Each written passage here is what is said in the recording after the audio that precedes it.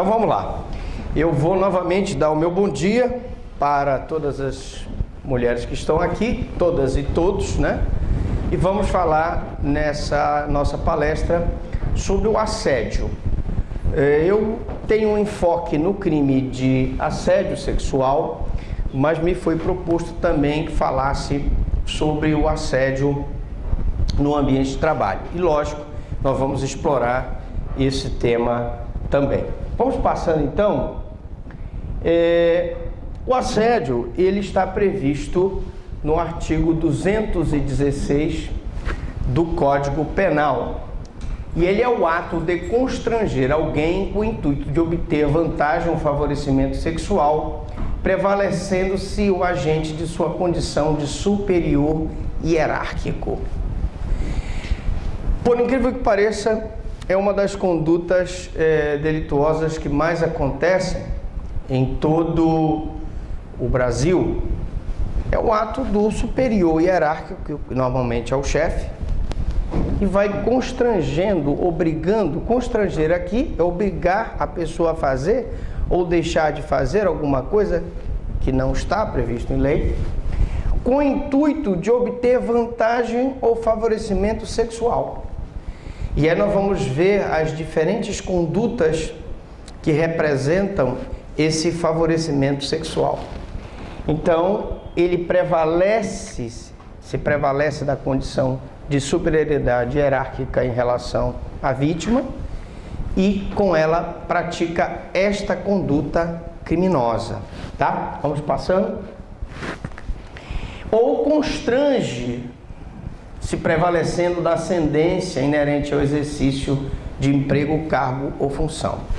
Veja que a pena é de detenção de 1 a 2 anos. É uma pena pequena. Quando eu falo de 1 a 2 anos, para vocês que estão aprendendo um pouco desse crime, a pena máxima não superior a 2 anos, ela teoricamente vai para o juizado especial. Ou seja, é possível que haja uma composição civil entre a vítima e o agressor, ou uma transação penal, que é uma proposta de aplicação de pena não privativa de liberdade pelo Ministério Público, seria uma pena restritiva de direito, ou uma multa, que é aquele famoso pagamento de cesta básica, a mulher que sofreu o assédio sexual, que pode ser um assédio moral no ambiente de trabalho, tá? Peço que as minhas colegas que estão chegando aí tenham o máximo de cuidado para não bater no tripé, ok? Muito obrigado. Pois bem, então, esse dispositivo ele foi introduzido pela reforma que houve no Código Penal através da Lei 10.224 de 15 de 5 de 2001. Passando. Então, esse assédio, eu vou falar do assédio sexual, do assédio ambiental, que é o assédio no ambiente de trabalho, né? E o que é esse assédio ambiental? Ele não está previsto nessa lei que reformou o Código de Processo Penal, ok? Pediria, por favor, que não passasse aqui, porque eu estou com um microfone também, obrigado. Consta, por exemplo, do Código Penal Espanhol, que é o artigo 173, e se caracteriza por um comportamento de natureza sexual de qualquer tipo.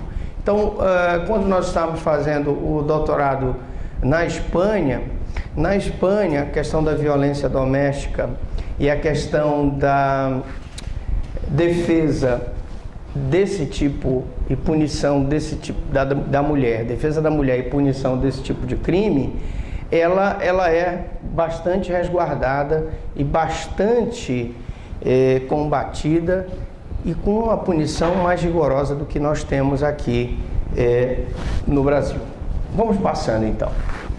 Então, o assédio ambiental, que é o assédio no ambiente de trabalho, que é o tema que me foi proposto, ele tem como consequência produzir um contexto laboral negativo, intimidatório, hostil, ofensivo ou humilhante para o trabalhador, impedindo-o de desenvolver seu trabalho em um ambiente minimamente adequado, tá certo? Então, todo todo comportamento que seja hostil, constrangedor, ofensivo, ele é caracterizado como assédio no ambiente de trabalho. Se além desse contexto da ofensividade, hostilidade, esse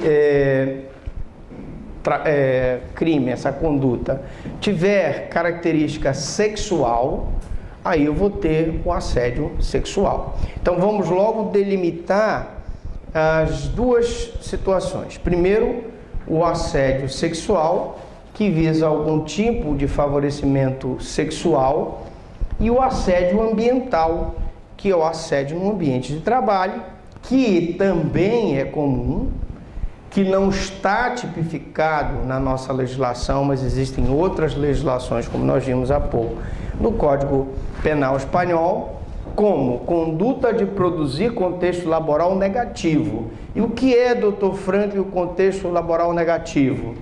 É o contexto intimidatório, hostil, ofensivo, humilhante para o trabalhador.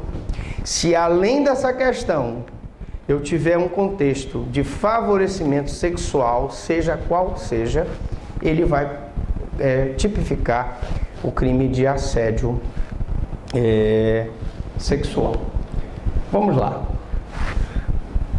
Vamos então também falar nessa nossa palestra sobre um pouquinho do assédio moral, que é a conduta que tende a transformar a vítima, no caso o empregado, o subordinado, uma espécie de robô, com obrigação de não sorrir, de não conversar, de não levantar a cabeça, de não cumprimentar os colegas, etc. Ora, a liberdade que vocês têm quando estão no exercício da atividade laboral, ela deve ser preservada. Então, como é que você vai trabalhar num ambiente que você não pode sorrir, que você não pode conversar com o colega? Então, isso aqui caracteriza o que nós chamamos de assédio moral. Então, deu para entender a diferença entre o assédio sexual, o assédio no ambiente de trabalho e o assédio moral? Muito bem. Então, vamos continuar. Já falamos da vigência e vamos para a questão da irretroatividade. Bom, como esta lei é de 2001, o Código Penal ele é claro quando ele diz que a lei não retroage para prejudicar o réu. Lógico, se ela não retroage, eu só posso pegar as condutas que aconteceram a partir do dia 16 de 5 de 2001, porque essa lei é uma novatio legis incriminadora, é uma lei nova que traz uma conduta delituosa e que por isso não tem efeito retroativo, ou seja, ela só se aplica a fatos cometidos a partir de sua vigência, tá? Então, o assédio hoje, praticado hoje, neste ano de 2019, claro, pode ser buscado uma reparação, tanto a nível criminal quanto moral, danos morais, mas o assédio praticado antes dessa data não se caracteriza como conduta criminosa. É a mesma questão da importunação ofensiva. Eu até poderia vir um outro dia falar sobre importunação ofensiva ao pudor, que hoje é crime. Ela passou a ser crime há pouco tempo. Então, as condutas que foram praticadas na época que ela era contravenção, infelizmente, as nossas delegadas lá da Delegacia da Mulher só vão poder apurar como contravenção. As que foram praticadas com a vigência da lei, sim, aí nós vamos poder punir como crime. Passando então, eu faço aqui uma primeira crítica no plano da tipicidade, o tipo do artigo 216A, que é o assédio sexual, é extremamente confuso, deixando de conferir uma clareza e precisão que os tipos penais necessitam para que a pessoa seja punida adequadamente. Eu falo isso porque vocês, minhas amigas, devem estar se perguntando assim, mas, Dr. Franklin, como é que eu vou caracterizar essa conduta do assédio, né? O que é o assédio moral? Repare que se ele, por exemplo, o teu chefe, ele pega no teu glúteo ou ele pega no teu seio, aí eu já vou tipificar na conduta do estupro. Se ele te dá um beijo forçado, é o estupro. Mas e o que seria agora importunação sexual ao pudor? Então, dependendo da conduta, eu vou ter importunação, eu vou ter o estupro, né? O beijo lascivo seria o estupro, o pegar no seio, vamos conferir a conduta de importunação. Mas então onde é que ficaria o assédio? O assédio, gente, sexual é a famosa cantada no ambiente de trabalho, em que o chefe se prevalece da função para poder dizer assim, ou tu sais comigo, ou tu vais ser colocada numa função inferior aqui na repartição. É essa que é a questão. E isso, gente, acontece muito. Infelizmente, acontece muito aqui. Deixa eu só dar uma ajustada aqui. Pronto. Aqui, ok. Vocês praticamente vão dizer assim, Dr. Franklin, mas é escondido, ninguém denuncia.